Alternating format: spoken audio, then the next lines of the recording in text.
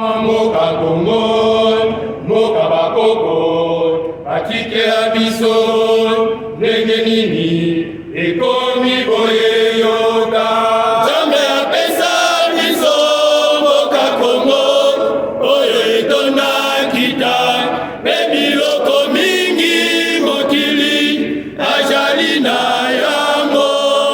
Yango nde baninga ya bamboka pembeni bajali kowela lekotina bango nakoboma koviole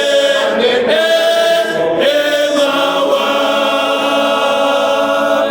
Moka Kongo, moka bakoko, batikela biso ndenge nini ekomi boye yoka.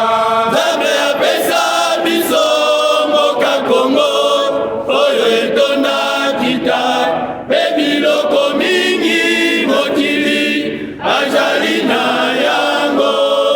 Yango nde baninga ya bamboka pembeni bazali kowela ekotinda bango nakoboma koviole mawa. Yawe tala moka Kongo yo ezali biso te toponaki yango.